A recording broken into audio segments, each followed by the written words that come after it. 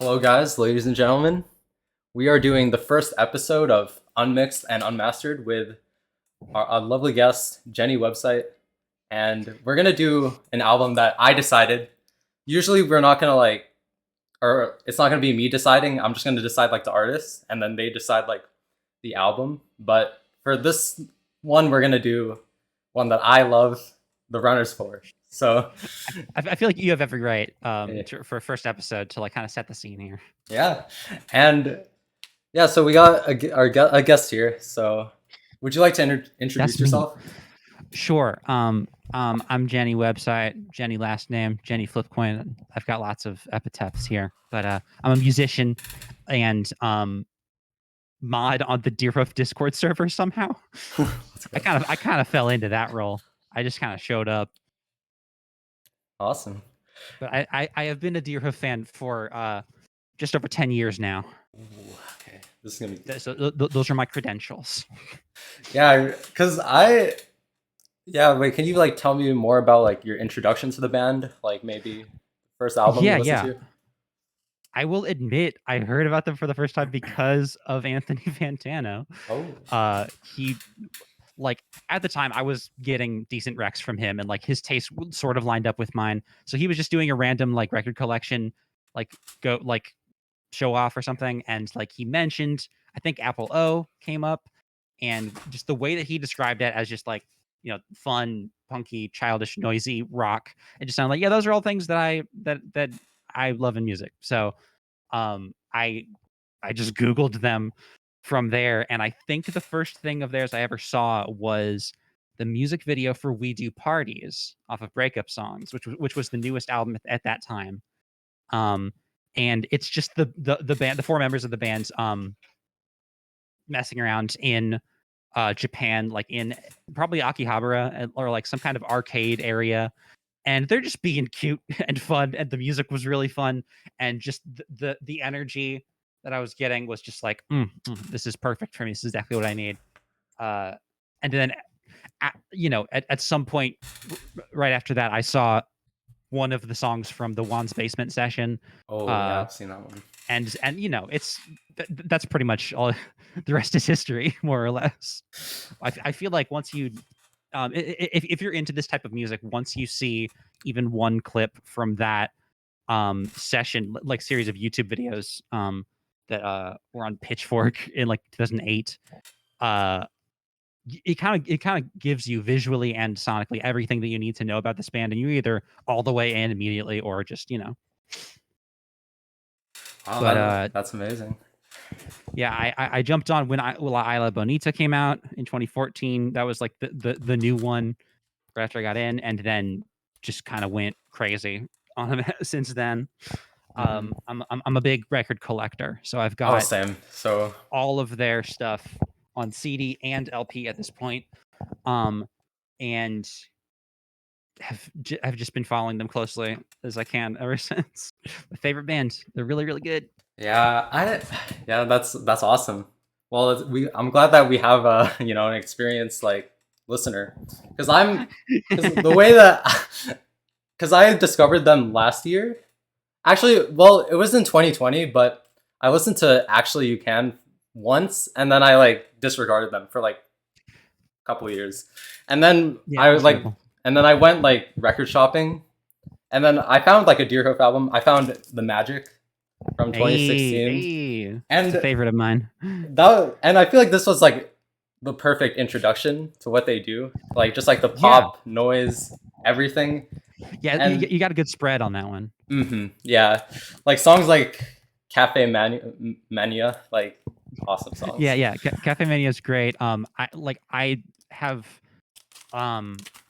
personally think that both Criminals of the Daydream and Life is Suffering and Nurse Me are all in like the top 10 of Deerhoof songs. Honestly, like they're so perfect, and I wish they would play any or more of those live.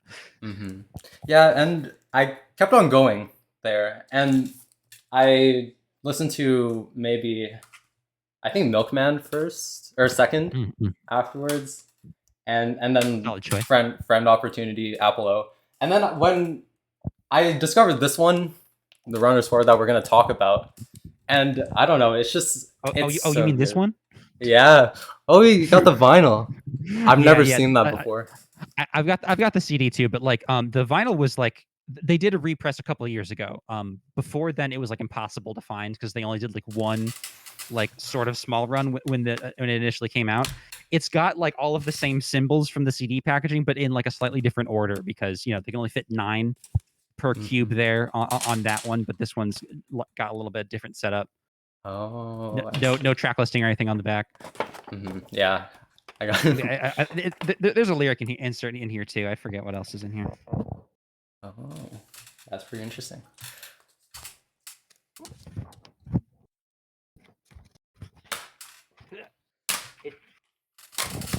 It does also come with an obi strip.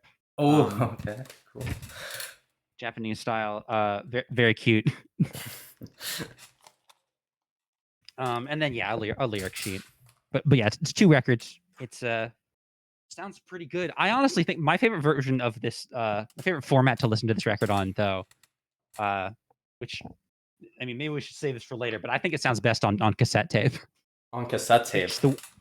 I just think like the way that they recorded it and like the sort of retro style sound that they ended up going for, like it sounds nice on like it sounds scratchy already, even if you're listening to the digital mix. So like just adding a little bit more onto it, I think improves it, if anything. All right, so I actually have some topics on the production, so we got that covered. So for those who are uninitiated with Deerhoof, next slide. Oh, okay, wait, it's blocking some part. Okay, so Deerhoof was a band that was formed in 1994 with Rob Fisk and Greg as a bass harmonica solo project, which is pretty interesting. I've never heard any of that stuff. It was just Rob at first, and then he got Greg in to play on drums. So technically, none of the original members of the band are in Deerhoof still. Yeah, and that's crazy. And then Satomi joined, and then John, and then Chris. So and that's kind of like where they're at right now. Chronology there, yeah. And then after there's another member, Ed Rodriguez. So where do we go from here? This is my first time hosting, so yeah, fair. Can you actually share your screen with me? I don't think I can see your slides right now. Okay, wait, hold on. That is funny. Okay, thought I didn't do that. Boom. Wait. Oh my god, it's so small. Now it's small on the thing.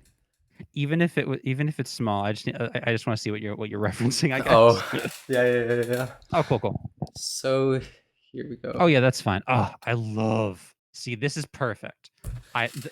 This exactly, like the list of studio albums on Wikipedia and the band member timeline.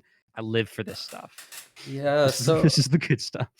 Yeah, and the Runners 4 like came out, and the 2 albums that came before and after were Milkman and Friend Opportunity, which I feel like they're kind of different to like this album. They're very different vibes overall, but like this run of 3, I think I would say is kind of like, maybe even including Apple O right before Milkman, was kind of their biggest brush with like the mainstream for a while. I think they talk about that, right? Yeah, all 4 of these like got really good write-ups from like Pitchfork and like other like indie publications like that. And so they got some attention, and they got some opening slots for like bands like Wilco and Radiohead and stuff around this time. But yeah, the Runners 4 is a really interesting one to place in the middle of that chronology. It was the last album they did with Chris, yeah. With Chris, before he left the band and then was eventually replaced by Ed Rodriguez. So it was kind of like a last hurrah of like these 4 people doing their specific thing. Yeah, and I think they also quit their jobs in 2003, which I noted down. And right. And when was that? I can't see because of the Discord. I was right around Apple O era. Apple O. So they had a lot to prove when they quit their jobs. So they had to try hard a little bit. I mean, I mean, they didn't disappoint. Like they put out Yeah. like a lot, like several of their most beloved records, like all in a row, straight away. Yeah. What else is there to say? Yeah, like yeah, because definitely it definitely changed in that like time. Because if you look at like their first albums, they're kind of like they're really messy. Like Yeah, and they were much more of a noise band early on. yeah, until yeah, that's pretty interesting. Wait, okay. So next slide. Oh my gosh, this is so janky for me. Okay, so There they are. There they are. now, where can we go with this? So I think the best. I think we should go towards like the album cover first, Yeah, maybe. yeah, And yeah. Let's talk about it. Like first thing you see if you ran across this in a record shop, what are you looking at? I'm looking at all these like objects. Like, what do they really like mean? You know, Yeah, like because like we and it's got like a lot of different stuff. so I think they're mostly the same between the two covers, but like there might be some unique ones. I think you might actually have more than me. Wait, like more objects here. Yeah, because you've got like what 4 squares of 9. Mm-hmm. So that's 36, and I've got what 12 and 12. So I've only got 24. Did I do math correctly? Is that anything? I think you're right. Wait. Yeah, but like I think isn't the like the backstory of this cover is like they like chose like things to bring for the like apocalypse or something like in a situation where there was an apocalypse. I did hear that. I forgot about that fun fact. Do you remember where you heard that? Because like I'd I believe that. I would okay, believe that. I have no idea. I feel like it would be in that the making of the record or whatever. You know what I'm talking about? The Right. Yeah. but I don't Worth remember. listening if you're interested in this Yeah, record. Like, I'm gonna there link is it in there. a full like what 2 or 3 hour podcast where these four people come together like 10 years later and talk about every track on the record. That was an extremely good podcast. I enjoyed that a lot. Yeah, and let me think. Yeah, I think that's where I heard it. And there's a like it's pretty interesting what they brought, you know. They brought Sure. like animals, people. Like And they have yeah, like housemates here. there's some expected stuff. Yeah, yeah. House Base, it's great. I like that they're all labeled on the CD version. They don't have Hmm. the little names next to them on here. But like, yeah, there's some stuff you would expect if we are looking at it from the apocalyptic items term. Like, there's a gas mask on mine. I've got like some plants and like a lemon, a cloud, a bird, a hat, some snow. Yeah, It's and kind of like if you could take literally anything with you, why not take every nice little thing that like makes you feel at home? hmm yeah, and I think But maybe barring that, like, I mean, I oh, didn't even know that context when I first picked it up. It is just kind of an interesting little like snippets of everyday life, hmm but like laid out in this really clinical kind of organized way. That it's all labeled. Um, that like to me when I first was seeing it, it gives me the vibe of like, we're laying out piece by piece. Here's all the stuff that is important to us. Here's all the stuff that's important to these songs, or just here's some items that were around us when we, went on this journey. yeah, Um, and yeah, maybe I don't know. We'll talk about this more, but maybe it goes into like the theme of the album, maybe.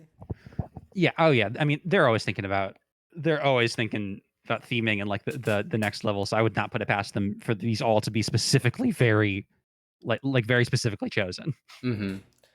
And so my next topic here is like when you first listened to this album, like what were your first thoughts on it?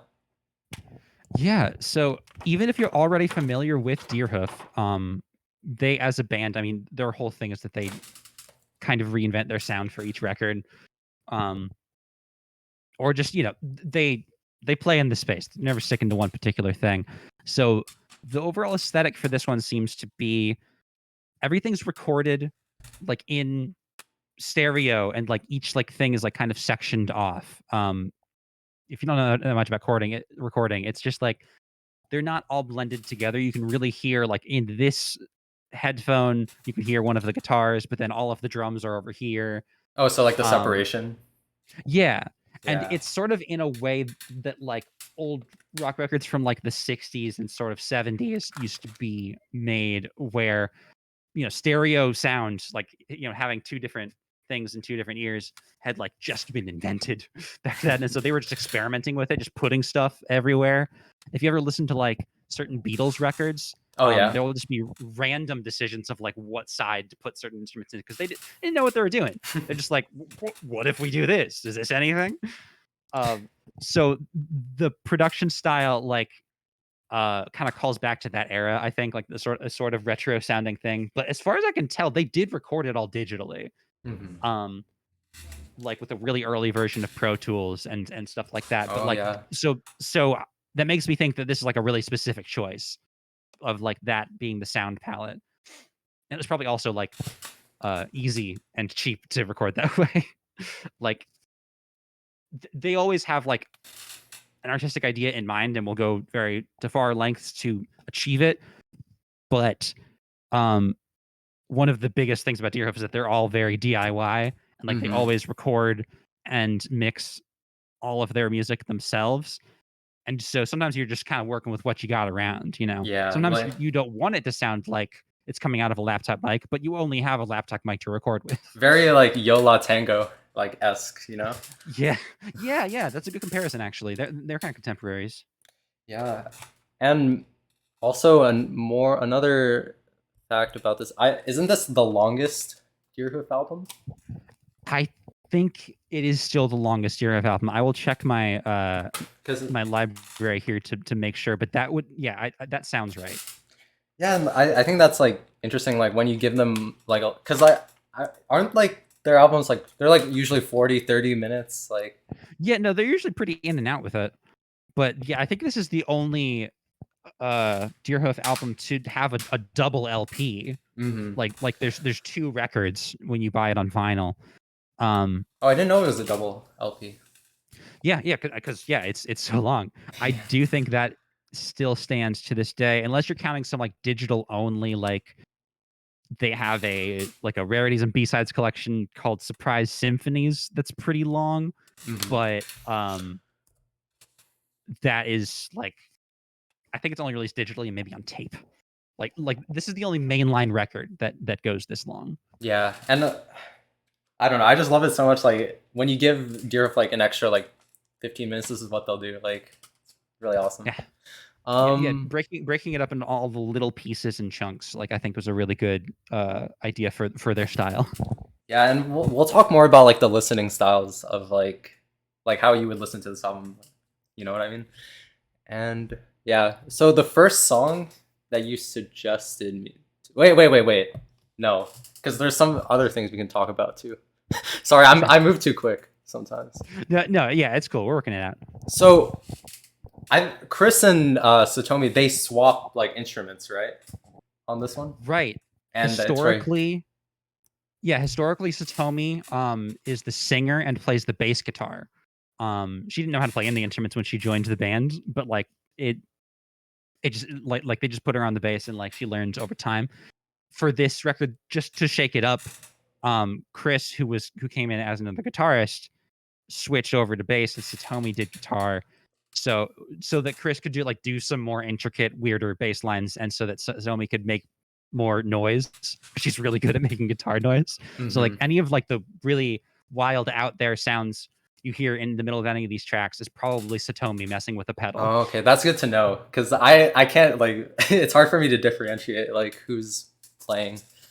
Um, Yeah, I mean that is one of the trickier parts. All four members do sing a few songs on the whole record, but like there's such like an established Deerhoof style that it's very hard to tell who's who singing some of these songs. I'm actually not sure on a couple of them to this day. yeah, and I'm pretty sure this is the first album where they all sing, right? I think so. Yeah. Because I don't Greg has remember. just like sang some songs in the past, and he still does. Like he'll sing a song or two every once in a while. Wait, so- But this was the first time that, yeah, all 4 of them like had whole songs. Yeah, which is pretty interesting. Yeah. They really wanted to try something like different and like more collaborative, like in that format. Yeah, and so to kick off the discussion, maybe we'll play one song, and the one you suggested was Twin Killers. Second track on the record. Yeah. It's just a great kickoff. It's still a popular song. They still play it live a lot, and I feel like it's just it is still a really good stage setter for just what you're about to get into. Yeah, and this is one of my favorites too. So Glad we agree. Yeah. Wait, let me. Okay, so the next slide is the song, so we can listen to it now. Can you hear it? Yeah. Okay. Are we talking it over it, or are we talking over it, or are we just letting it play? It's up to you. I mean, we can just listen to it silently or talk about it. Let's just let it play through in case this is someone's like first encounter with any of this stuff at all. All right. Okay. By the way, it's so loud for me. Yeah, do what you gotta do. The buzzing. Okay.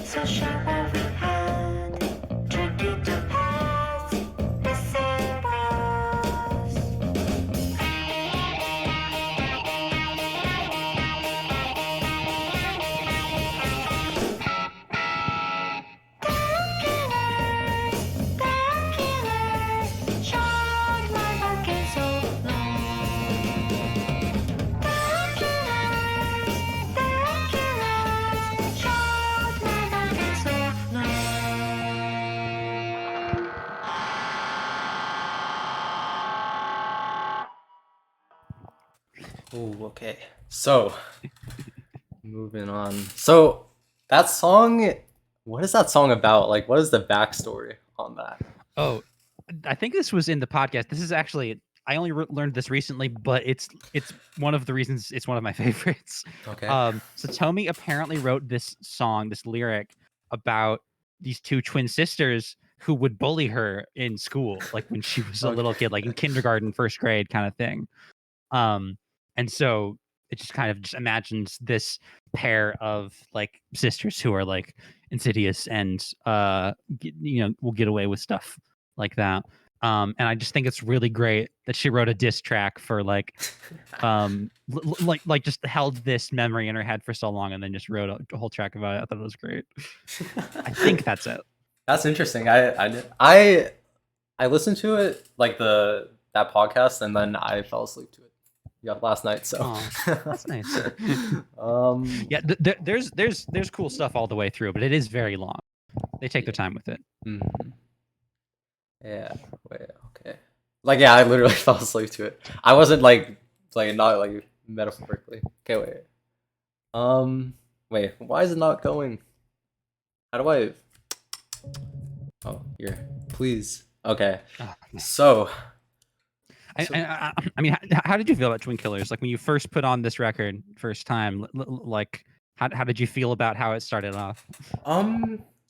Like when I listened to it at first, it's kind of like, to me it's like an ambient album, you know. I kind of like you know, the Fiery Furnaces. Oh yeah, no, I noticed that in your Discord Yeah, like profile. similar I to really like appreciate Blueberry that. Boat. Now, like I feel like I love albums where like there's like specific parts where you can like, if you're like you can like latch onto, which are like really Yeah, memorable. Like Chief yeah, but Inspector. it's like a long enough like flowing experience that you can also just kind of like let it play and tune in when you want. Yeah, yeah, there's something to that. Yeah, and that's kind of like the, yeah, like we can talk about the listening style. Yeah, And yeah, yeah, I'm very curious about your take on that because that's not something I always think about, but like there's definitely something to talk about there. yeah, but that's kind of how I listen to it. Like kind of like an ambient album, but now as you listen to it, I divide it up into like parts. Like for There is a clear like delineation, even like if you're not listening on and flipping it. Like there's a storyline, and like I could tell you how I would split it up if I was thinking about it. But yeah, because yeah, go for it. the way I split it up, honestly, is every like song where it's just the guitar, like Odyssey, like from Chatterboxes to Odyssey. Yeah, yeah, yeah. That's where I would split, and then from Wrong Time Capsule to um, which one does John sing? Uh, Bone Dry. I That's kind of mm-mm. how I would do it. I kind of split it into thirds. Like yeah, the first third being what you said, and then the second third maybe going to about Serious Star. Mhm. And then the last third, like from Lemon to the end. Because like After Me the Deluge is in there as the other as another acoustic song, Oh, right? I So like forgot that about could be that one. another. Yeah, yeah, yeah. There's definitely like a the first part is like kind of like just world building and just like Mhm. songs about characters and just kind of like setting a tone for what's going on in these world. We've got the Twin Killers. We've got the Runners 4, which is mentioned in the third track. Mhm. We've got O'Malley, former underdog. Like lots of characters show up. And just we visit their little lives for a little bit, and then the middle section is more about kind of events that happen or like interesting like story beats, I guess. Wait, Like from where? Sorry. starting from Wrong Times Capsule like through to around the Deluge. Mm-hmm. That middle section kind of like they're like sci-fi stories and stuff. Wrong Time Capsule obviously deals with time travel. um Ooh, Scream Team like about this like weird team group of people who show up. You Can See is a really nice like kind of uh weird sci-fi like powers story. mm-hmm. Stuff like that. Cause And then like the ending is just like a come down. um I actually I don't have a neat way to describe the ending, but like the ending it is feels like a kind of, I don't know. It's weird because it's like kind of, it's the more experimental part, right? yeah, once we get to the back half, we're like, okay, now that we know you're all here for it, we're gonna start Yeah, they're do gonna like doing the stuff. getting silly with it. Mm-hmm. And yeah, like it's hard to say like what this album is about because you mentioned like all these like different characters, and it's kind of like where what's kind of like the, who are the runners for? Like I don't really know. It's hard Right. to say. Like they give you a lot of options, right? Like because of all of these named characters and all of these like odd little stories. Um, track 3, Running Thoughts, is the one that like most directly references. Like it uses the first lyric is they were called the Runners 4, and they're like this sort of like mysterious like it's painted like a spy team or like an espionage thing where Mm-hmm. they're like in and out all over the place. Um, and there's lots to dig into of like the weird sort of like magical realism world that they build with in some of these songs. Um, to spoil it a bit, Mm-hmm. this was also in the breakdown podcast they did. The Runners Four actually just refers to the four of them as a band. Oh, so maybe they're like the spies, you know? Right, yeah, and like that song in specific where they say Runners Four is about like them just being on tour a lot and like coming and going to places a lot and like never staying for very long, because they always have some other place they need to go. Um, and so I think all of this stuff combined with like the feelings of the album cover with all these everyday objects Hmm. overall gives me a sense of like just kind of imagining your own life and day-to-day activities as like these bigger you know more fun sci-fi narratives and just like injecting this like positivity and like excitement and you know get the sense of wonderment into everyday life. It's really like it's a joyful album, really. Like Like most of the Deerhoof records, yeah, but like all of them. And that's kind of interesting because I from what I got from like the podcast was when they recorded this album, it was like really stressful for them. Like they would be like yeah, arguing about like decisions of like what the songs would be, or like it was just really hard for them. Like Greg said in right. like the thing where he said he lost his 20s like making this album. He felt like, and I think that that's really interesting how like the album's so happy, but like the process into making it is kind of like That is something I've always really respected about this band, honestly. Like, um, the other source I have for talking about this era is they did an interview in a magazine called Tape Op um in like around the time when this one came out. That magazine is specifically about like the recording process and like people who mix and master stuff. So it was, I think, John and Chris and Greg all talking about the process of making this record, and also Milkman, which came out like right before it. So it kind of happened one right after the other. mhm. And yeah, both times they just decided to, since they didn't have a lot of money to go into a big studio, they just decided to do it themselves for a lot cheaper, but then just spend a huge amount of time on it.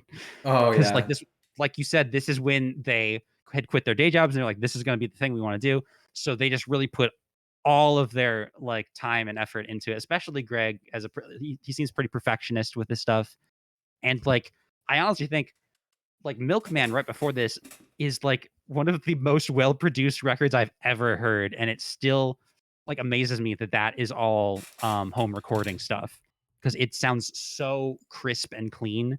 And it turns out like that was just a direct result of like the amount of hours that they spent working on it. Like a lot of that stuff was like beat replace and like samples were used instead of like instead of recording the drums live, you like record them and then replace each one with like a really nice sounding snare or Yeah. whatever.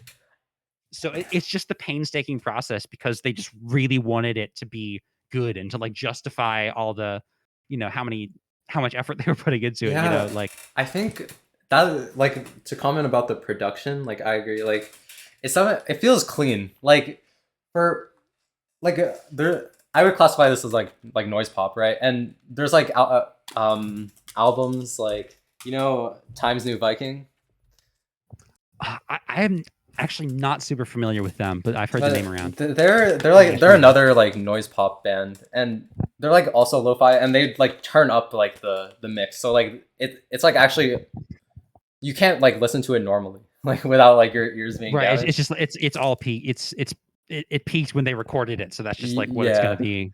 and like I like how even though like it's like DIY, they're still trying to like make it like sound like it's like a hi-fi album kind of. You know what I mean?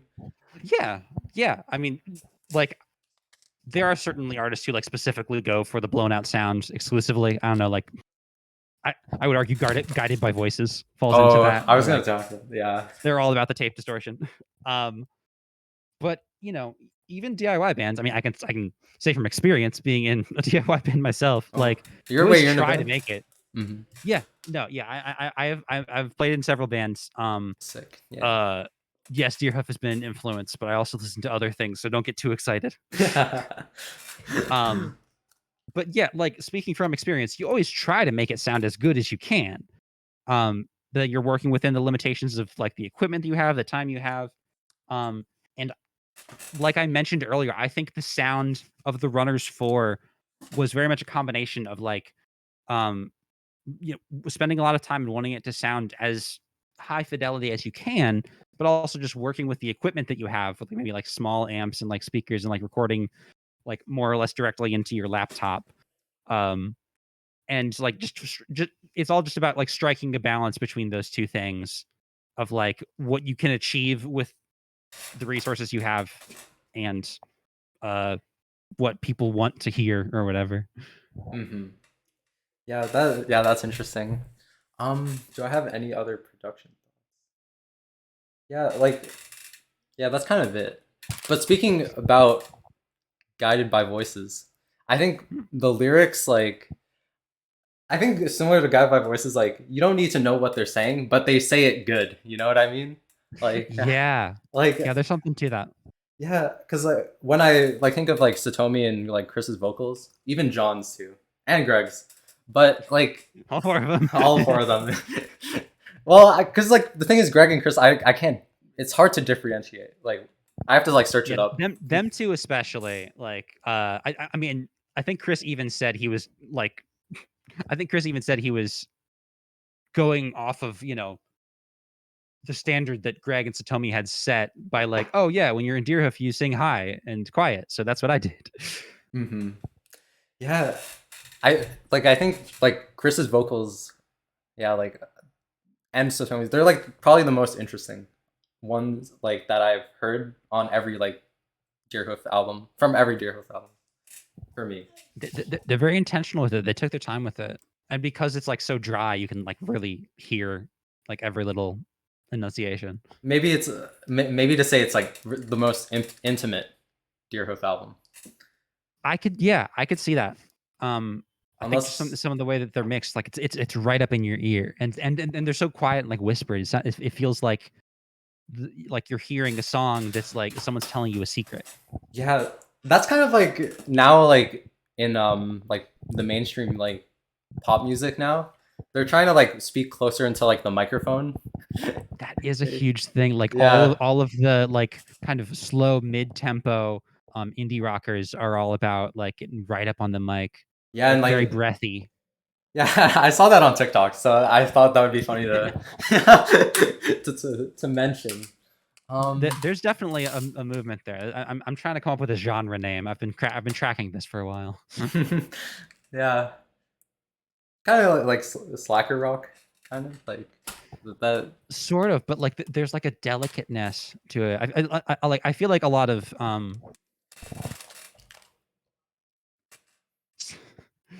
I don't know. I'm still working on it, but there's definitely like something about like being soft and vulnerable that also like works into it. Hmm. Yeah. Um, and to Yeah, and I think so. This one would be the one where everyone sings. So I want to also talk about like John's like vocals too, because I think sure. they're very interesting. Like in the interview as well, like they say how like weird like John's like vocal melodies are. Is that like, right to say? Like, Yeah, no, he's a little all over the place. Like John, as one of the guitarists, has uh just has an extremely interesting melodic sensibility. Uh, this makes him one of my favorites. I I I'm still not even 100% sure which songs he's singing on here. I always thought that he did Scream Team, he's but he sings with Satomi on Scream Team. I think it's like right, yeah, they invisible go back and forth. people doing the wave like that, Yeah. and He does like the middle part and then the ending there. and I think that's about it. And also Bone Dry. It's like dun dun dun dun dun dun dun dun dun. That one may have been Chris. See, this is where it gets tricky, right? Like, um, Really, because I I I swore that I could have swore up and down for a really long time that the track Odyssey was sung by Greg, but that one's definitely Chris. That came up in the other interview. So I don't even trust my own judgment on telling them apart at this point. I've done that with a lot of bands. I can tell apart the two Johns from They Might Be Giants at this point, oh but yeah. this is still like the tricky one for me. Hmm. Yeah. Yeah, it's really hard to say who sings, but I'm pretty sure it is Bone Dry, and Scream Team. That's like what I consider. I'll trust you on that one. Yeah, and yeah, like when it's really interesting, like to hear John like on the Magic, like we said before, like I feel like that part like those like vocals were really good on that album. Yeah. The Magic is another one where all four members of the band ended up singing a few songs. Yeah. Hmm. Um. Yeah. Is there anything else to say? Yeah, I mean, I was curious about since we're talking about the production and like just the way you feel Hmm. listening to it. We're talking about like different ways to listen to the record. Uh-huh. Yeah. Um, Yeah. like I mean, for me, I'm a big like album freak, so I usually listen to most music like as like a whole album all the way through. But this one is like there's so much on it that it's kind of fun to put it on shuffle sometimes and just see what Oh, happens. yeah. Well, It's a hard sell if you're not already into it. Then like I'm not gonna say it's gonna change your life or anything, but like because it's already so grab bag, you can get some like interesting like variations on the storyline if you do it like that. mm-hmm. Because sometimes like when I'm not trying to like really like seriously like listen to it sing down, I would just put on like Odyssey and then from Bone Dry. That's like how I like if I'm not like concentrating on it, then that's where I would put, because I feel like that's like the best parts. Like sort of like Do you mean like from Odyssey to Bone Dry, that yeah, middle section? the middle section. Yeah, that's fair. And There's a lot of really good ones in that chunk. yeah, because like I was saying, like ambient like music, like they're like listening to it ambiently. Like there's so much like good stuff throughout all those Yeah, tracks. So I think this band is very good at like having just kind of textures going on, no matter what the instrumentation for the song is. Like, I mean, there's some like organ or something on some of these tracks, Oregon, really? or like a or it's not or like a hurdy gurdy or something. I don't know. Hmm. Maybe a small accordion. There's something Oh on wait, like I think I know what you're you know talking what I about. mean. Um, Like what is the little song? It's things like like that will the just ladder collapsing. Isn't that yeah, the that's Deluge. I ladder? think that's after Yeah. me, the Deluge. That one definitely has like some accordion or something. Like they add in like just little bits, just to keep it interesting enough to like the passing ear. I think because everything's recorded so dry and like separately, like they were able to like very surgically insert like The just the right sound for each little track. yeah. And wasn't this like surgically playing, like also they released it as like stems, right? Oh, I don't know if that like connects to what we're talking about, no, I but think they did like that. I don't know. That sounds like something they would do. They do that sometimes. Just like being oh, DIY and owning all their stuff, they can just like throw out free gifts sometimes. because like oh, because in also in the like the interview or the podcast, Yeah, like they were talking about how like they wanted you to like, okay, if you had the stems, mute like the guitar and it would still be like a whole song. yeah. Maybe that was it. I don't know if they ever actually released the stems, but like, that was yeah that was their like the way they approached it was trying to have like each instrument be its own whole journey and song, but still work together in a similar way. Sorry, my cat's trying to eat my mac and cheese. So good.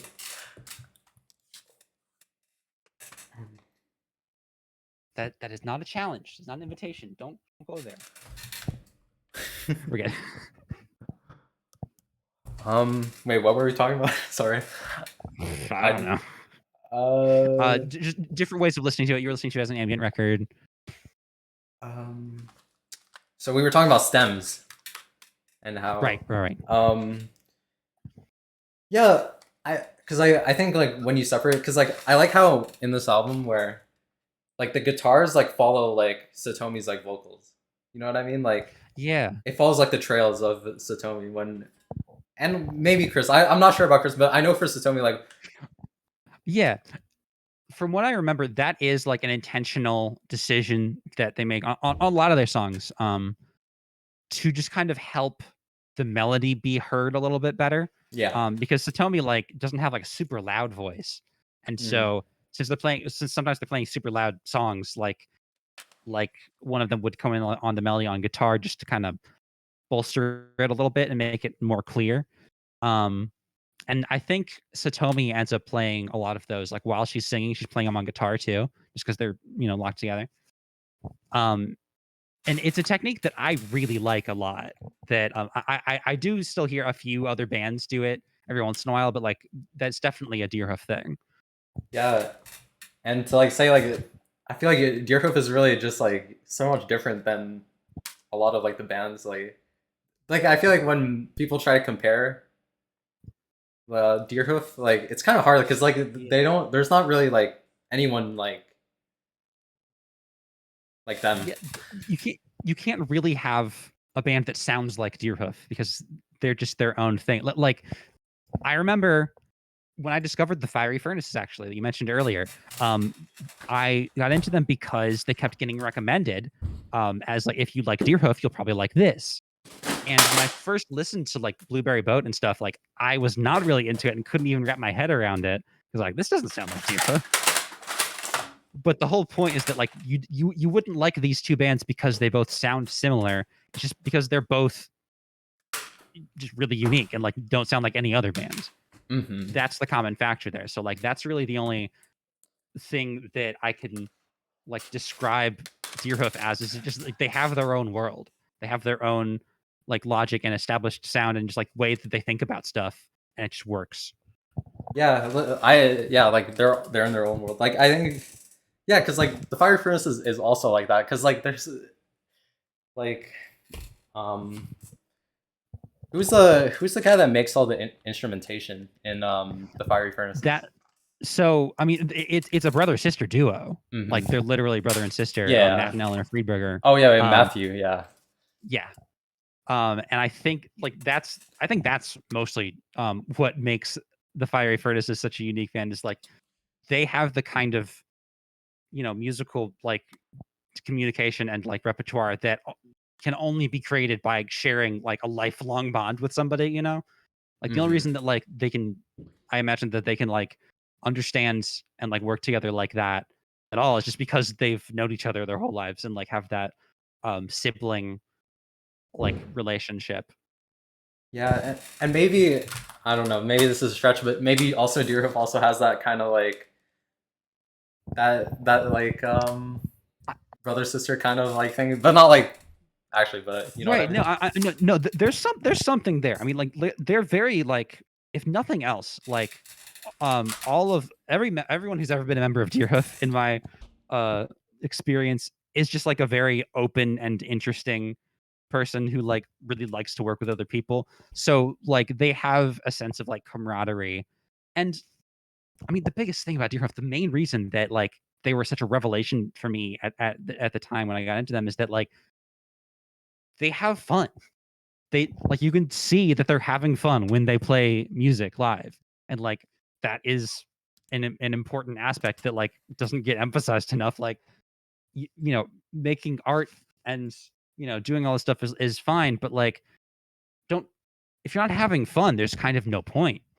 Yeah, And that like was really what, because like I was just listening to a lot of like shoegaze and math rock around the time, and like everyone when you watch those performances like just looks really dour and serious. yeah, because um because my musical background is like also kind of like the math rock and like post rock also too. that scene is just like very stoic and just kind of like just really focusing on the music. Oh yeah. um but like the playfulness of Deerhoof is like one of the biggest factors for me for like making them my favorite.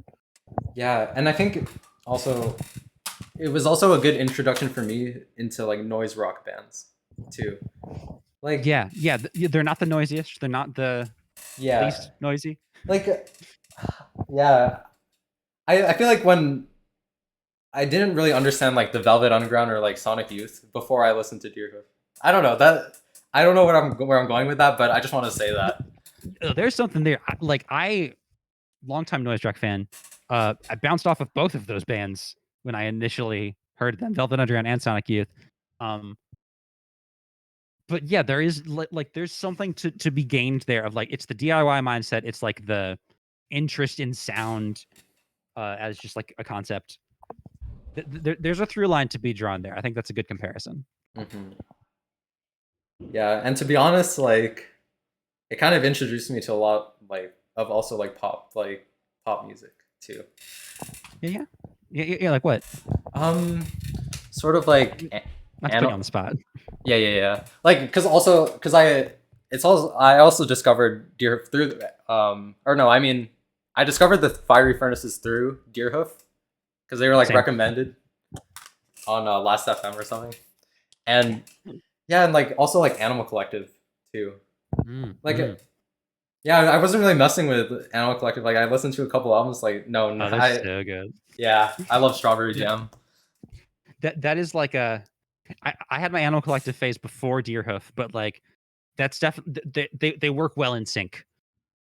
For a similar reason of just like kind of creating their own worlds with like their own set of logic, and just, also if you're into that kind of thing, like you'll like it. And also they have fun too, so that's like also another. Yeah. Like you said, for sure. And yeah, okay. Let me think. Where else could we go? Do you want to talk about like the instrumentation, like the performances? Yes. Okay. Because I was actually talking about your favorite solos. I was looking at yeah. So let me think. Dun, dun, dun. I'm trying to. I can't remember the song. But there was like a solo. Oh, before Scream Team, like. Oh yeah, at the end of Spirit Ditties. Yeah, I think so. Right. Yeah. There's like that song plays, and then there's like kind of like a long pause. Yeah. Okay, that I love that part. Like do a little bit of improv. Yeah. That part is really nice. It's like surprisingly beautiful. Like as a noise band, they do a lot of improvisation and just little bursts of like random like distortion and sound in between things. Spirit Ditties is maybe my favorite track on the record overall. Because it's like a very catchy and like interesting chord progression and melody, and really groovy song. And then we have this like extended outro, which gives you like another really important part of the band, I think, which is their, performance art and experimental music background, where they just kind of are willing to just go where the song takes them, right? Like they do a lot of improvisation, recorded and live, and are like smart enough to like think to like capture that and like emphasize it as an important part of, I think, playing music. It's just kind of like being there for the spontaneity and just discovering what you can like make with people like on the spot. The improvisation. Yeah, like I think the reason why I like this is like when Satomi like plays the guitar. Like I just love the like the improvisational. So it's like I can't really think of any other like. Is there any other improvisational like parts in the other albums? I know maybe in the first ones. Right. Yeah. I mean, yeah. The first couple records have a lot of like more noisy stuff because they were more of an improv noise band. Yeah. Or they had their roots in it, Yeah. But you're right. Sort of like, I guess, fewer like really obvious, like moments of that like centered on the record, up to this point. Like, you have noisy songs like "Dog on the Sidewalk" from Milkman, or yeah, or like Panda Panda Panda, I think is a great example of just like the herky jerkiness of it, and just kind of like not playing the beat straight through, but just kind of like stopping and starting and just like in that way. I like when they play it, or I like watching it live. Well, because I've never been to a Deerhoof concert, but there was like the like really popular live Panda Panda version in Japan. Yeah. Where like stops. That is the legendary one. And then like stops. Like that's a good one. If you like that song played live, if I got the mixtape for you, I have a collection of 15 different live performances of that song Ooh. alone from various years Oh wow. that I made. I literally made it because of like a joke that was made in a Pitchfork review at some point. I think of Green Cosmos, but they mentioned like a mix of 15 different live versions of that song, and I was like, I could do that. Yeah, that you gotta send that to me. That's awesome. I absolutely will. Um, The other cool thing about that outro of that song specifically, though, like that noise improv part, is that wait, you're like talking about we're not Spirit Ditties yeah, again, yeah, the part that you mentioned.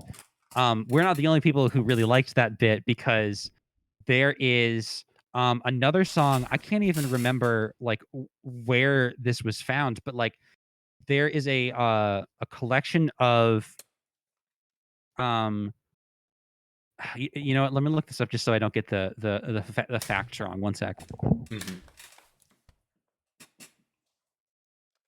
Panda, panda, panda, panda, China.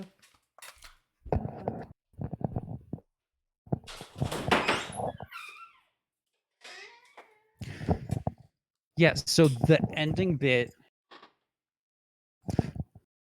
bit of that song is sampled and used as like part of a beat for a track by Village Beat and Caliph Crew, who are like a rap collective from Nairobi in Kenya.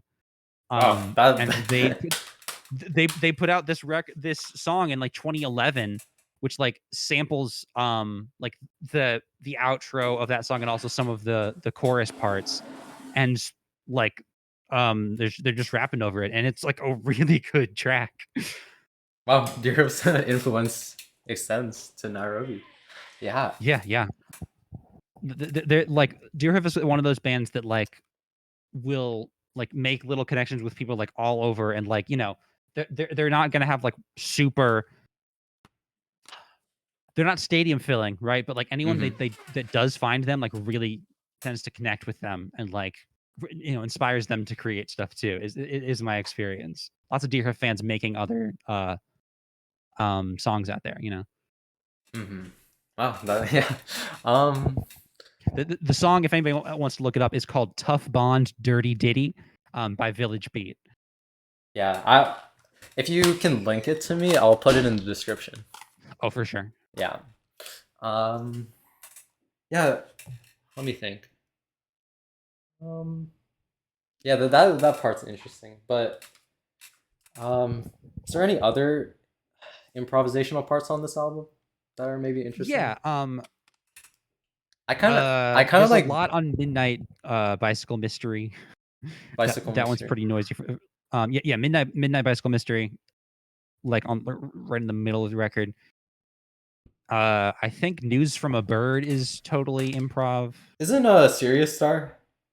Yeah, so Serious Star has a lot of like, that's another one like Panda, where there is like a song and structure that they're playing with, but they're also playing a lot with the tempo and just like um the exact timing of everything, and like throwing in random noises. Mhm. It's like, to me, quintessential Deerhoof, and like a really great it's an important aspect of of the band as a whole.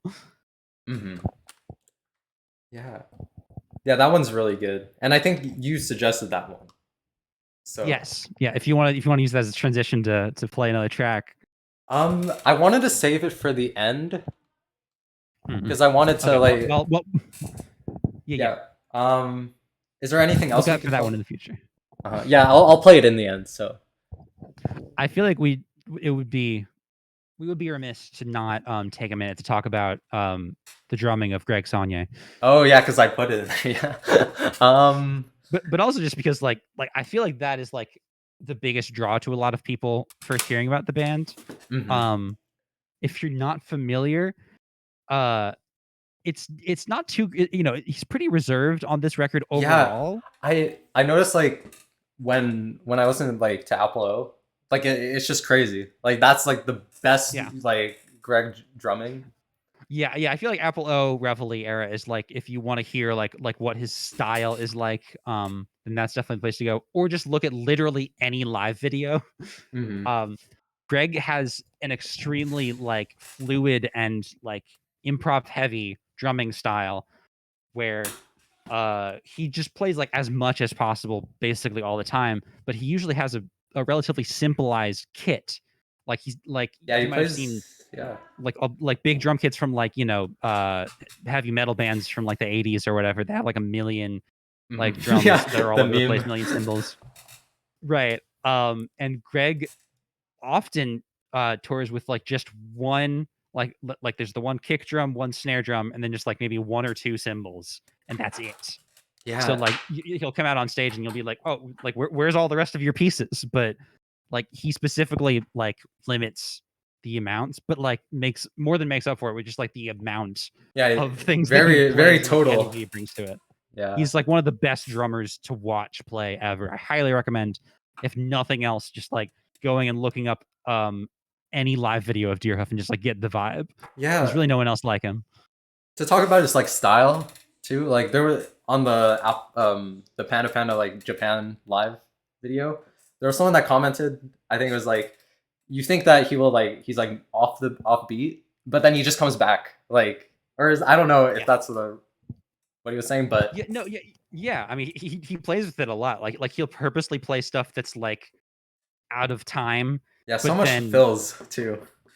yeah, like I think he was described by um I think Steven Drozd from the Flaming Lips in like a little mini doc at some point as like, you know, instead of most drummers like playing a beat and then doing a fill to go to the next part, for Greg the fills are the beat, you know, like he doesn't really play anything quite the same way twice. Yeah,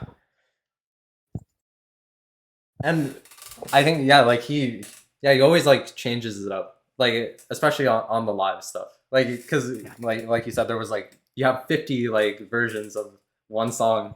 Do they play it all like I haven't listened to it, so do they play it all Not all differently? of them are not all of like there's a couple different styles, right? Because like one is like Yeah. from this era for this tour they played it like this, but then earlier before that it was a little bit different, stuff like that. But like I can tell you for sure, like literally, like the things that Greg is doing, at the very least, Greg, if not like everybody, is like just slightly tweaked every single time. And sometimes, like I think the main reason is just like for fun. Like Yeah. there's no rules. You don't have to play it the same way every time. That was huge for me learning that like you can continue to have fun with it like the whole way through. Like no one's gonna fire you.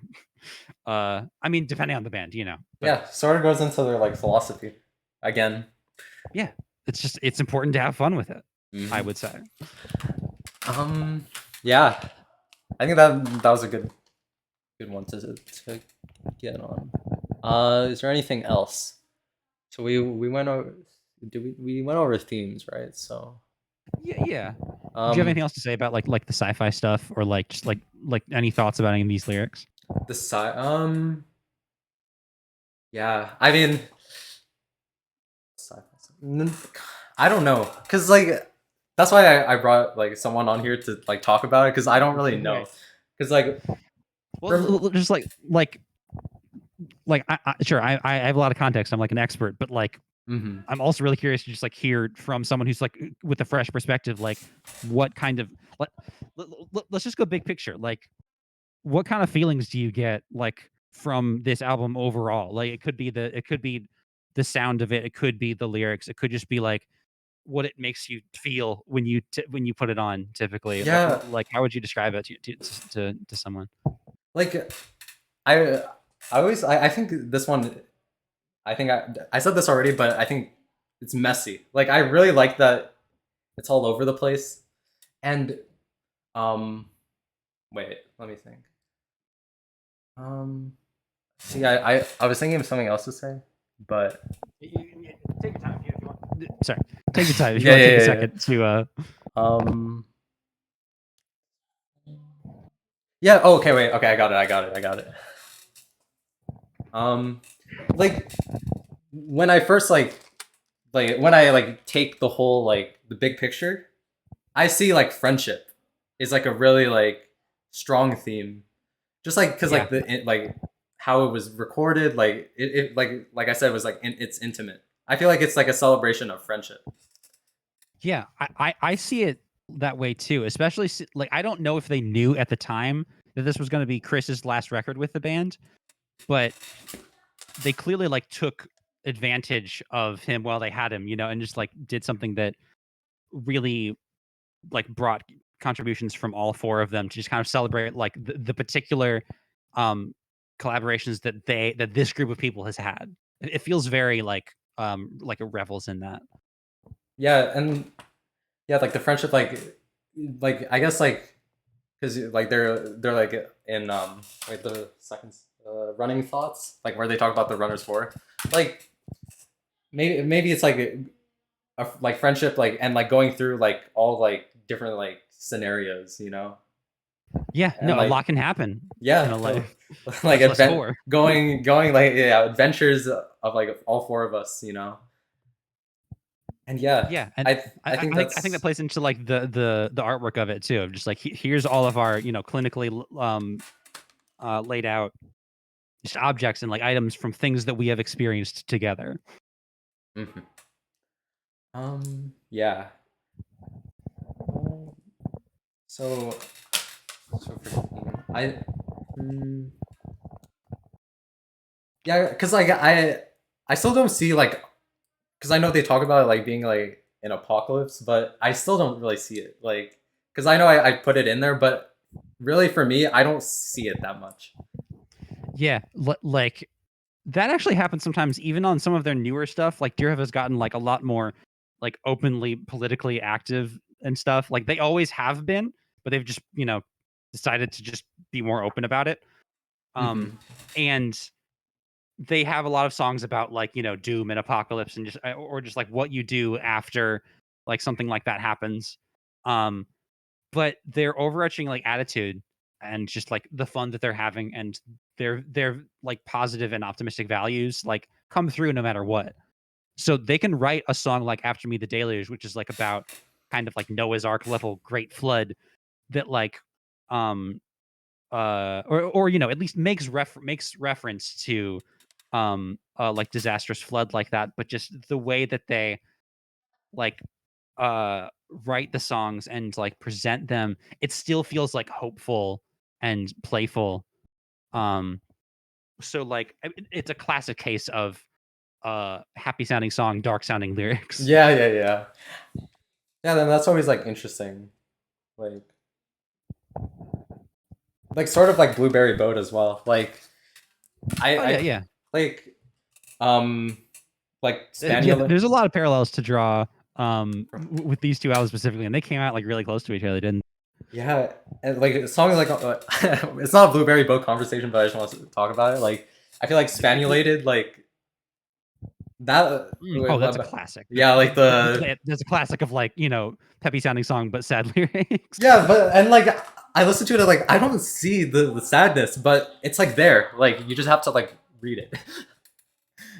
Yeah, like I mean, a lot of people talk about like a lot of bands doing the happy music, sad lyrics thing.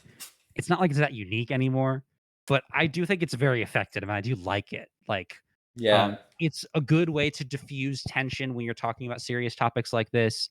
It can just be a way into interacting with it if you're too like intimidated or scared to do it like in a like really direct way. Um, I also think it's just important to be able to laugh at like weird stuff like this that happens, yeah, um, just to get through it. yeah, and like I feel like Dear Fan the Fire Jonas is like they really wanted you to like enjoy listening to this. Yeah, I definitely think they're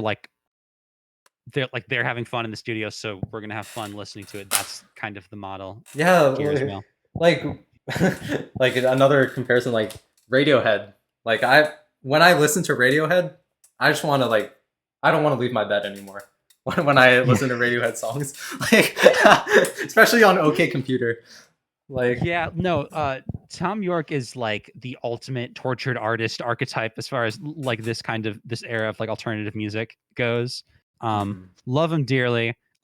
Very influential, all of those records on me. Yeah, But like it is just the reason they're the sad band is because just everything that comes out of this man's mouth, like I mean, their biggest song, their first hit, was like a really self-deprecating song about how like Oh no yeah. one loves me and no one cares about me. So like, Yeah. and you know, that was even before he got alienated with the music industry. So Oh yeah, I heard about that, but we don't have to go into that. it's always going to be an aspect of that guy because that's just kind of how he thinks, how he writes.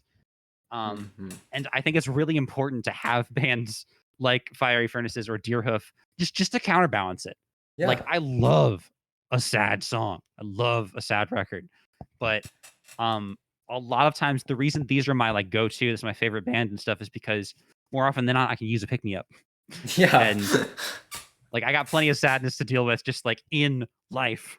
And It's especially just now. nice to have, yeah.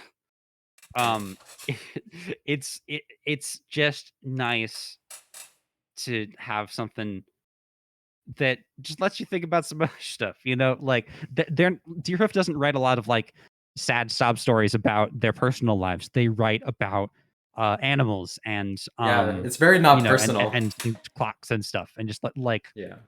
these little they focus in enough that it's like it's so specific that it can be generalized to a lot of things. If that doesn't make any sense, but you know what I mean. Maybe. Yeah, kind of. They focus their lens on Like very happy things, or like yeah, I'm losing my train of thought a little bit. I'm realizing. Uh, I I think that just the way that they approach things is with an eye to like you know appreciating everything, even small things or strange things or scary things, uh, and just giving it all the playful approach. I don't know.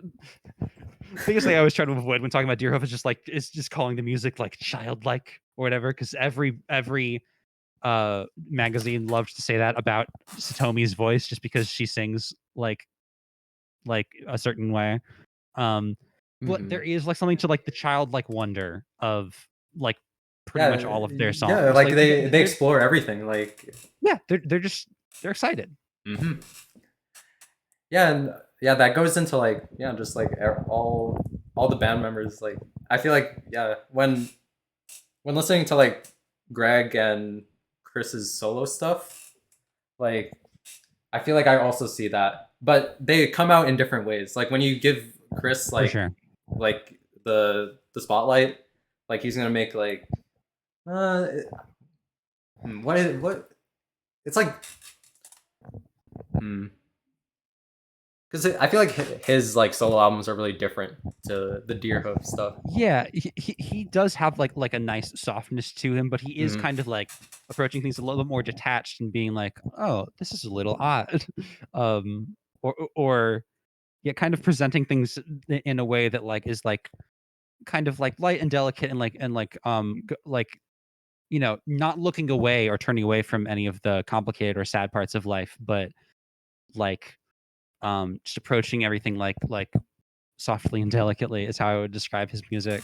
Yeah, and then Greg stuff like think like a plant like talks about like people like being sheeps or whatever. Isn't that It's a kind of little bit sheeple, I guess. yeah. Greg has like very he's got like a really interesting view of the world, and like I Hmm. honestly think he has extremely good political opinions. Yeah, I would He agree too. he goes off on the band Instagram and stuff like that sometimes, but uh he's right and he should say it, you know. Hmm. A lot of his like personal music ends up being politically charged, but like not in the way that he's like um you know, not in the way that he's Instagram posting, like calling out specific Yeah, but like he's like because ideas he like and shapes administrations, it, but just like the way like that he approaches it and just the way that he sees the world, and like he's kind of giving people like here's actionable stuff. This is how you should see this, and here's like he he like Greg's the driving force of this band. He's like the member who's been in it the longest and everything. So a lot of what I said about Deerhoof's vision of um like approaching things like with enthusiasm and Mhm. like hope and just like excitement. Yeah, He there's always implies that, positivity in his message, yeah, in the messages. even when he's like also distinctly like anti-fascist and stuff, like it's still coming from this like we're valuing human life and celebrating it. Yeah, and being anti-fascist is also very good. I think that's a good thing that's been that this guy does. Oh. Thumbs up from me. Mhm. Yeah, this podcast, we agree here. Anti-fascist podcast. Yeah, Go put that one in the description. yeah. Let's get that one out of the way earlier. Yeah, obviously. So should not be should be said, I guess. It shouldn't have to be said, but it does have to Yeah, be said, unfortunately. especially now. Um, yeah. Anyways, I feel like we touched a lot on most of the topics. I don't know. Oh, I mean, this one is Yeah, feel free to throw a few more out. I don't know why I put Scream Team in here, but I don't know. I just want to talk about because it's my favorite song. I love Scream Team. Scream Team is so good. Oh my gosh, because like to like another like part that's like the ambient part is the part where it's like a stranger's faces scene, dun dun dun dun dun. But like that part is like for me, it's like ear candy. Like I love it. Oh yeah, like Scream Team is a great example of like the really satisfying like noisy gritty Deerhoof like popping in exactly when they need to, Mhm. that part that you're talking about, like the specific distortion tone that they have on there, it really is it's like so satisfying, so like crunchy and in a way that just like really really hits. And I really like the weird playful back and forth and like the bouncing around of that of like the different verses and stuff. I have learned to play this one on guitar before. It's very fun. Yeah. I recommend it. Yeah, like, and to be honest, like, I think because I think this is the best song on the album. I also think like Chris is like the most like I feel like I like Satomi's great, but also Chris is really good, like as a vocalist. He might be my favorite in the band, but I still think this one's John, only because it talks about soccer, and it is established lore that John is very into soccer. oh, I didn't know that. That's interesting. Yeah. It's like they'll like do that on breaks on tour sometimes, and just like go out and kick around the ball together and stuff like that. Oh. I'm looking up the lyrics on my sheet here. Should I pull it up on here as well? Oh, actually, no, that'd be fun. Yeah, if we're gonna do a deep dive. Oh my gosh. Okay, let me exit out. Yeah, pull up that AZ lyrics page. So what do I search up? Scream Team. Yeah, just Scream Team lyrics. I think we'll get you it. Maybe. So yeah, lyric find. Okay, so where's the soccer in here? Let me see. I thought there was soccer. I like the quarter whistle. Yeah, there's kind of soccer, No, it's talking about teams also. Yeah. It could be any sport. Invisible people doing the wave. Like, where's that happen? At a sporting event. Maybe like a little bit of football. Yeah. Yeah, that's like team chants or yeah. Scream Team is that might be exactly what it's talking about. Yeah. Cuz like you don't really like see the people like in the crowd, like you just see like little dots. Right. And you just hear them yelling, yeah. Yeah, and doing the wave. Clearly like some intrigue in here too, right? Like voices coming from behind the stage on a missing page. Like there's some kind of time travel of like they're cheating a clock, they're meeting a team from history. Mm-hmm. So like some other team has like shown up from the past or future and like there's like a question of whether or not they can be trusted. Yeah. Are they able to win us the game? You know, maybe. Right. Are they gonna work like with us or against us? Yeah. And yeah, the lyrics on this record I think are really interesting. I like this as a specific case. I think is cool to take. But like they're very strange and like spidery and very hard to pick out what specifically is going on. But they give you like they're written really vividly in a way that like gives your brain like tons to work with and like imagine the missing gaps of. Oh yeah, yeah. And oh man, I was gonna say another like fiery furnaces like type of thing. Like the lyric. Listen, let's just go in on it. Like Blueberry Boat is fantastic. This can be a double episode if you want. Yeah, I'll talk all day about Blueberry Boat. We could talk about Blueberry Boat. Like, you want to? Because in the lyrics of Blueberry Boat, little segment here at least. Like, yeah, like there's so much contradiction on that album, and like paradox. But like, because on Chief Inspector Blanchflower, like great I have two-part song. like I don't know what's going on. Like it's kind of like kitchen sink realism, a little bit like British, like detective drama. But yeah, like Fiery Furnaces does that a lot, where they like get very specific with a lot of like details and like names of places and stuff like that. Yeah, doing that. Like for example, but it's still like out of context enough that like you don't have a great idea of what's going on, so you still have a lot of blanks to fill in. Yeah, and I feel like, yeah, for me, it's another like guided by voices situation where they just say it good, so I don't care like what they like mean. That'll get you a lot. I mean, like a lot of people don't even worry about lyrics until like the 10th or 20th listen, right? And like, if at all. I still know lots of people who just like, oh, I don't listen to lyrics, which makes no sense to me, but like they're out there. Yeah, I think that's kind of me, honestly. You know what? Fair. I'll allow it. But I mean, it's not. I try to like understand it. You have no obligation to. Yeah. Right? Like I genuinely don't have a problem with like if lyrics have no interest to you whatsoever in any music, like that's fine. Like it's not. It's there for you to engage with how you want. Like once I think it's released by the artist, like it is yours to do with treat how you like. Yeah, but I think more so I like how like what they do for like the instrumentation. I think. Yeah. Instead of like the meaning, like yeah, like we were talking about like Satomi's like and well yeah we were talking about like John Satomi's like vocal melodies. Like that's just like that's what I love about Deerhoof. It's just like that. I don't need to like know, and I'm like okay with not knowing like what they're talking about, but they just say it good. So yeah. There's something to be said of just like having an interesting sounding voice.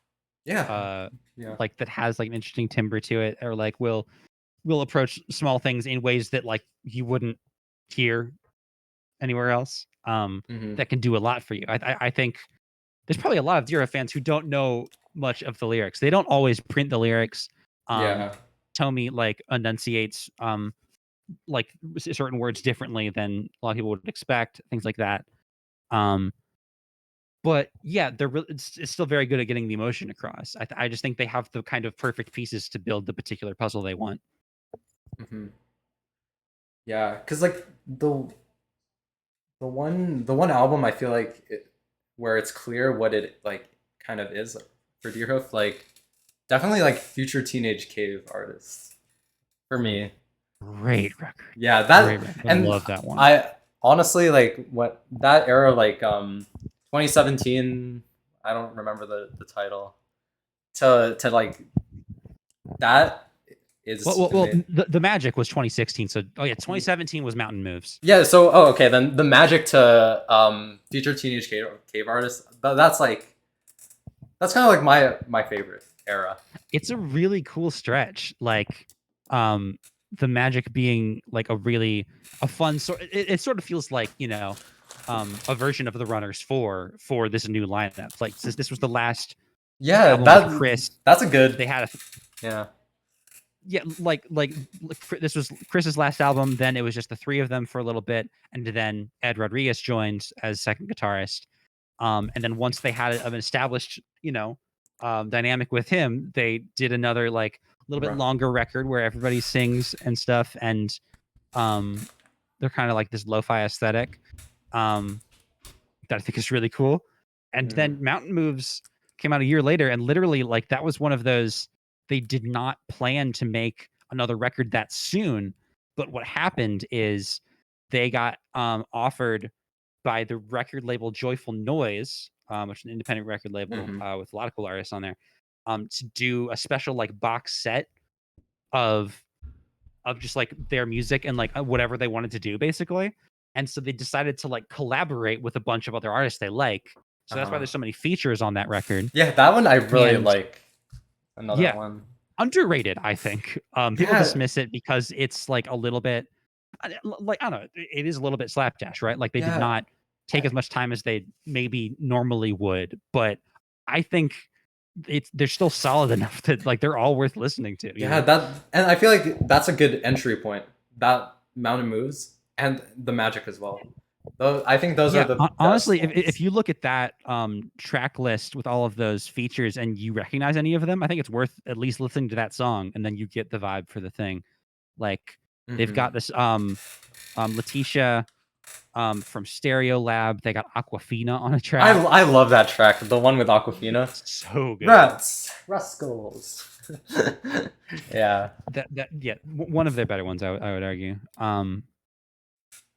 Lots of stuff to love there. And then like Future Teenage being this, I kind of can't believe this record. Like it released in 2020 and it is literally about like the end of humanity and like what happens like years after like everything has collapsed, and like these like lost recordings and songs from like a different era. lost generation. Yeah, and like it felt so weirdly like appropriate. Yeah, I think at the time it was freaky. It really hit the mark.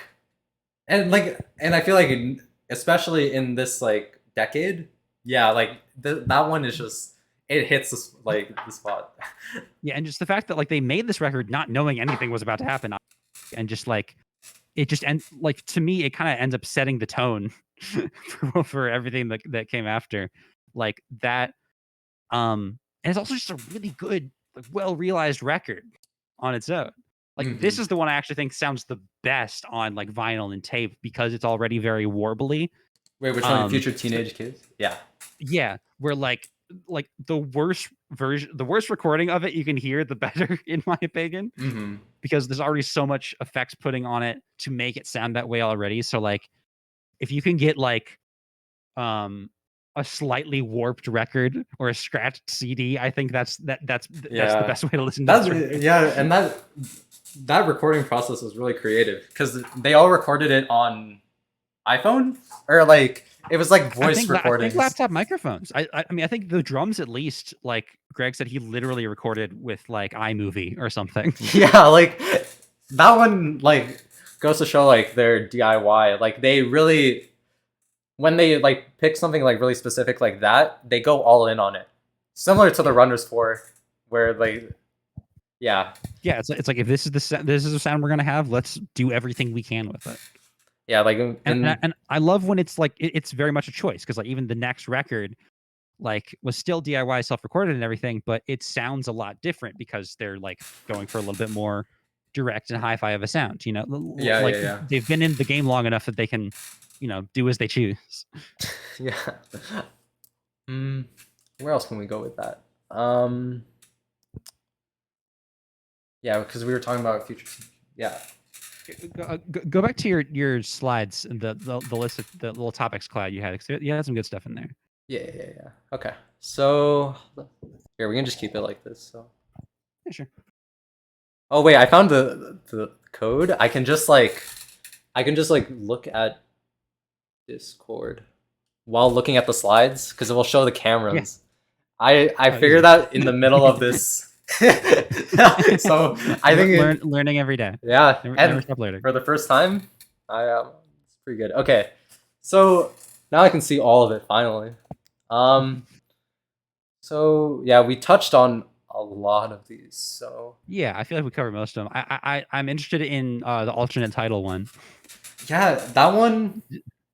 Did you have thoughts about this? Like, what is another title you would use for this record?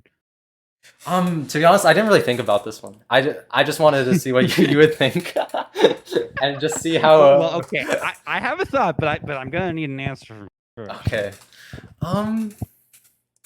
Like, oh, okay. I think a title that I'm thinking about right now. I think A Sweet Time Capsule is a good title for this. Ooh, I like that. I do like that. Because like this album is like, because not to be so direct, but it's like Right. it's like a sweet. It's really sweet. Like this album, and I think it captures like the friendship. So yeah, like I think it's just sweet.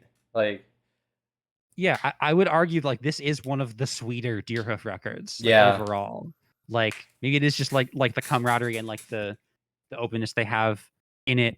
There is also something like mentioned in a Pitchfork interview of a Pitchfork review of this record.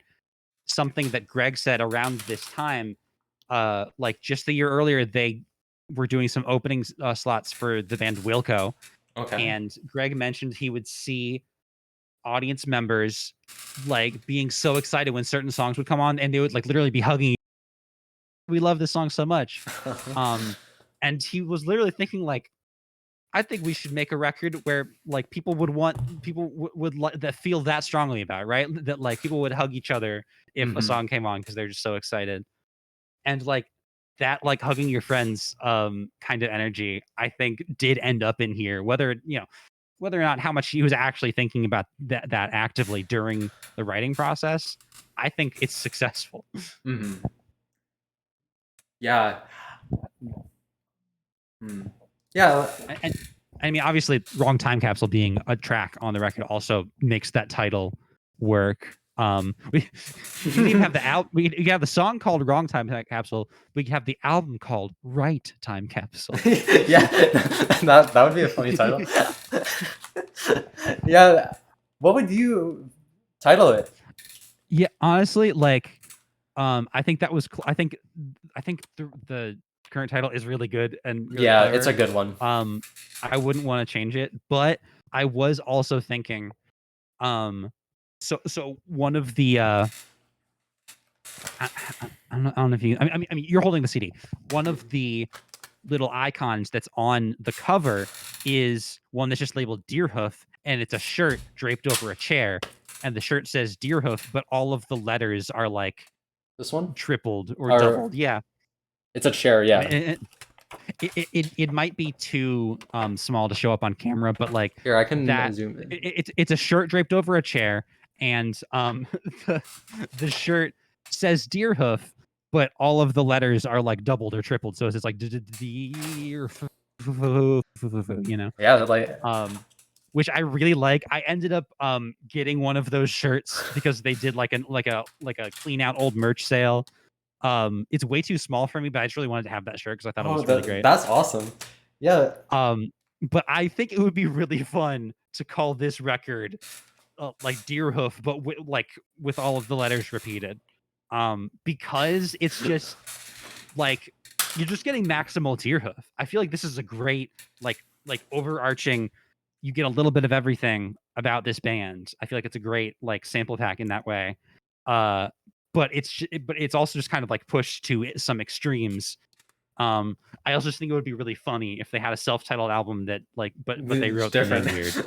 Yeah, and that would be a good title to me because also like to describe this band, they're kind of scatterbrained, kind of like Yeah, yeah, yeah. because like I kind of like that because it's like it's just so. I don't know how to describe like that if it was that title, but it just seemed like that There's a lot of just nervous energy to it. yeah, yeah. That seems like this is like something you do. Just like, I'm just so excited. I'm like typing out the letters. True. Yeah, great shirt, great record, great band. Yeah.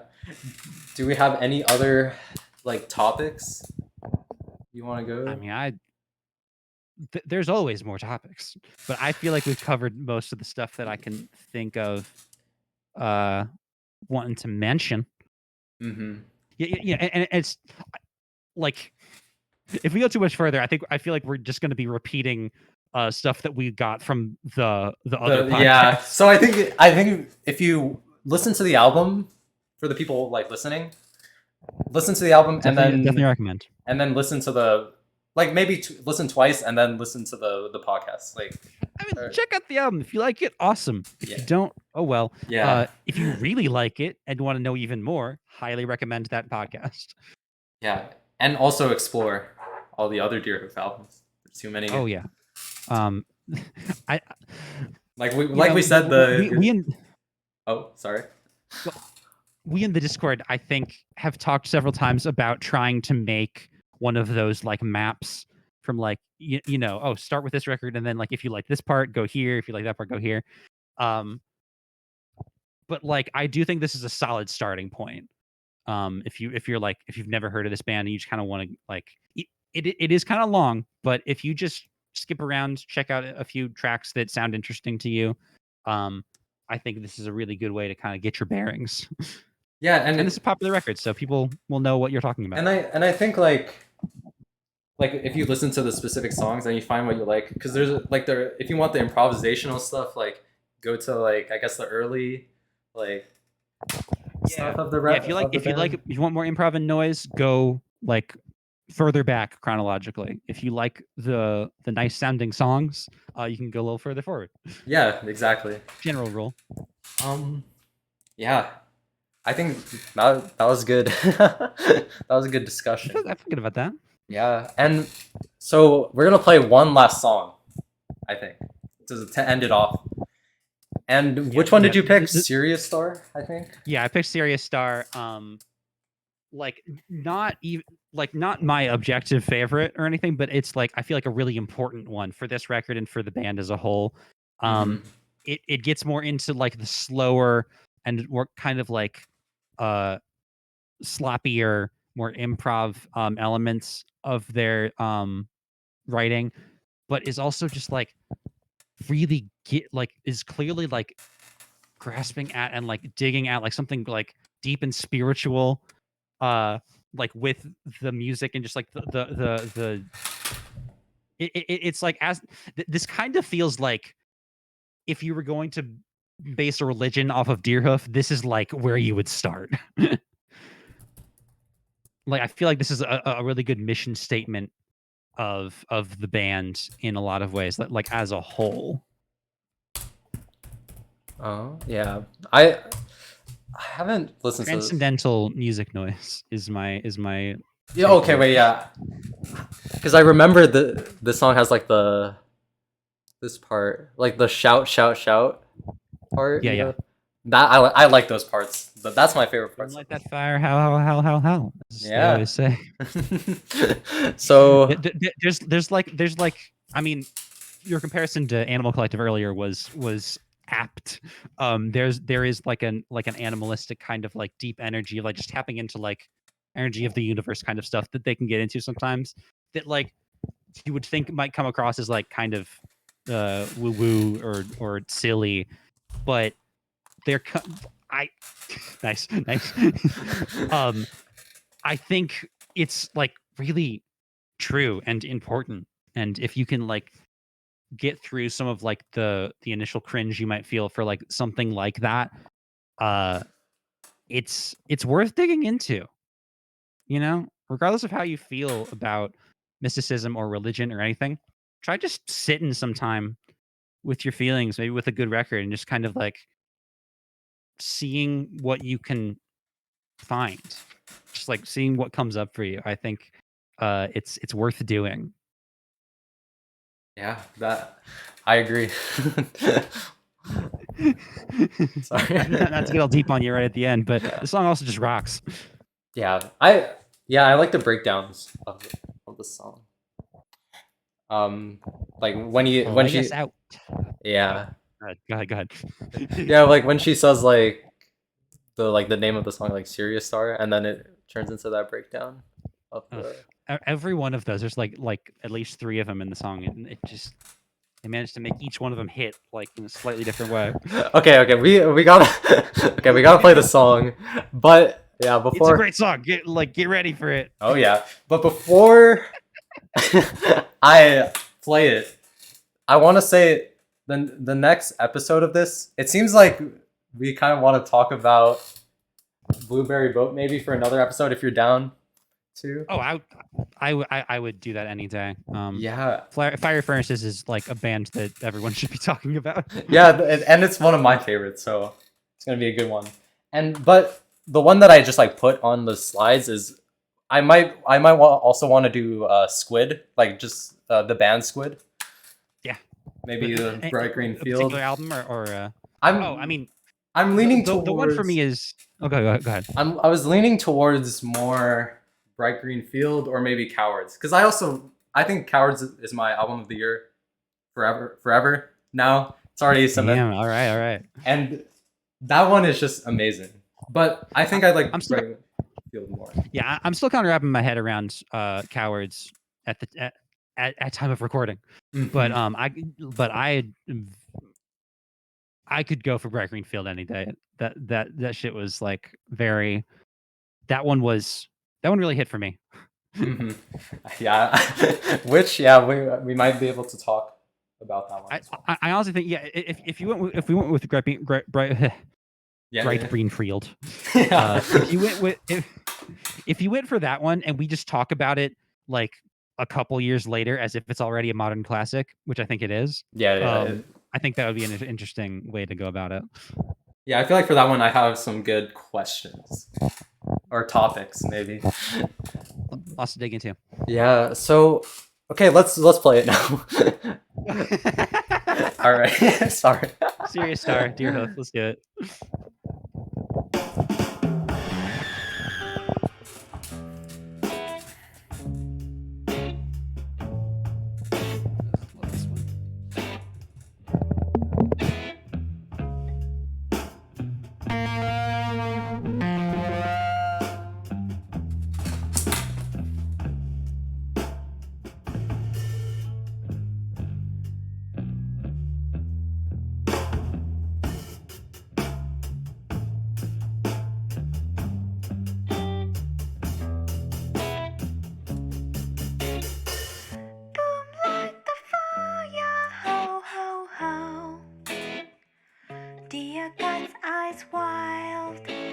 Music of the food flame, big fire.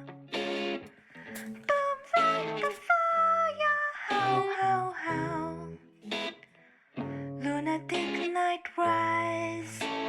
Sonic of the moon flips them inside out.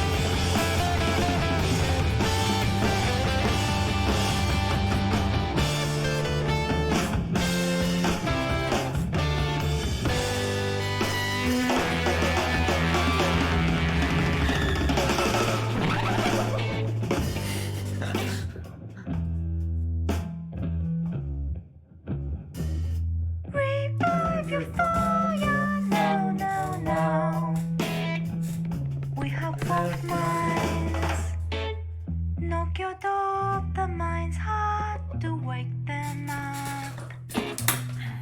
Back to the moon, loud shout, shout, shout. Make a wish come true.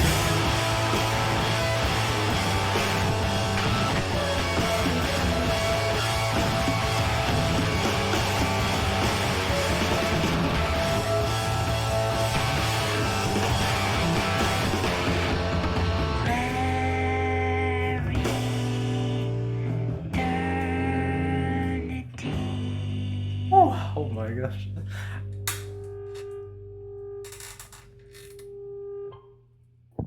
Oh, What a that- journey. Wow, that was amazing. And yeah, I haven't actually listened to that because like in my ears, like it's really it's pretty loud. But I never Right, yeah. listened to it that like loud before, and I think I got a lot of the good stuff out of that. Yeah, I feel like this one benefits from, or like the loud songs really hit when you play them really quiet songs. Are nice when they're really quiet. Like the dynamics, I think is a strength, of this band that goes underappreciated sometimes. They're great at it. Yeah, honestly, yeah, one of my favorite albums of all time. To be honest, it's just the best stuff. Maybe Blueberry Boat. Also, yeah, something gave me a feeling you might like that one a lot. Yeah. Yeah, if you guys made it all the way through, thank you guys for watching. This is my first time doing this, so it's tough for me to like explain like how I feel about albums. So I like talking, or I don't talk to people that much about the music I love. So it's just amazing. I did that for like years and years. Like a lot of stuff I got into, I was like just lurking on forums and like other websites and stuff. But I want to Like, this- find people like in the in the wild like to talk about it. Yeah, that's exactly why we're here. Hey, I mean, I guess I'll throw in a quick plug. If anybody is really vibing on Deerhoof, or if you like this record, or if you just like them already in general, come check out the Discord. Yeah, I'll link it. There's a few of us here. Yeah, I joined, and yeah, I haven't said much, but I only like sent two. We're small. Somebody get in here and make me do my job, and moderate stuff. Yeah, but yeah, see you guys, and yeah, well, the next episode will be sometime in a couple months, maybe weeks. I don't know. We'll see. If I can get more people, that's how I want to get more people in this. So yeah, thanks for having me for first inauguration episode. Yeah, and thank you for being here. Like you're a great guest. Well, thank you. Yeah, I feel like we got. If anyone's looking to follow me online, don't. Yeah. All right. Let me. Yeah, I'm ending it now.